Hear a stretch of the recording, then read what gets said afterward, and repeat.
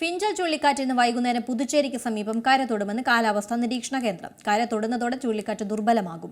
തെക്കു പടിഞ്ഞാറൻ ബംഗാൾ ഉൾക്കടലിന് മുകളിലെ അതിതീവ്ര ന്യൂനമർദ്ദം ചുഴലിക്കാറ്റായി ശക്തി പ്രാപിച്ചത് നിലവിൽ മേഖലയിൽ മഴ തുടരുകയാണ്.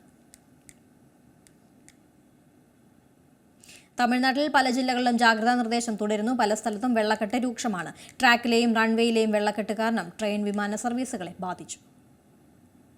ചെന്നൈ, തിരുവള്ളൂർ, ചെങ്കൽപ്പട്ട്, കാഞ്ചീപുരം, വില്ലുപുരം, കല്ലുറച്ചി, കടലൂർ, പുതുച്ചേരി എന്നിവിടങ്ങളിലാണ് നിലവിൽ റെഡ് അലർട്ട്. ഈ പ്രദേശങ്ങളിൽ സ്കൂളുകൾക്കും കോളേജുകൾക്കും അവധിയാണ്. IT കമ്പനി ജീവനക്കാരോട് വർക്ക് ഫ്രം ഹോം സംവിധാനം ഉപയോഗപ്പെടുത്താൻ നിർദ്ദേശിച്ചു. തമിഴ്നാട്ടിൽ കനത്ത മഴ പെയ്തതോടെ ചെന്നൈയിലെ പ്രധാന പ്രദേശങ്ങൾ വെള്ളത്തിനടിയിലാണ്.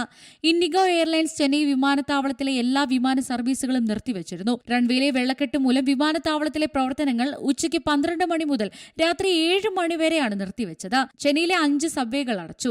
എന്നാൽ ചെന്നൈ മെട്രോ സാധാരണ നിലയിൽ പ്രവർത്തിക്കുന്നുണ്ട്. തമിഴ്നാട് മുഖ്യമന്ത്രി MK സ്റ്റാലിൻ സ്ഥിതിഗതികൾ വിലയിരുത്തി.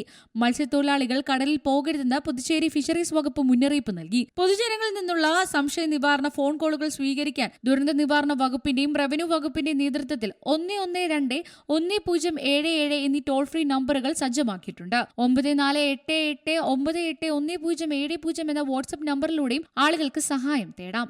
National desk, Zee Malayalam news.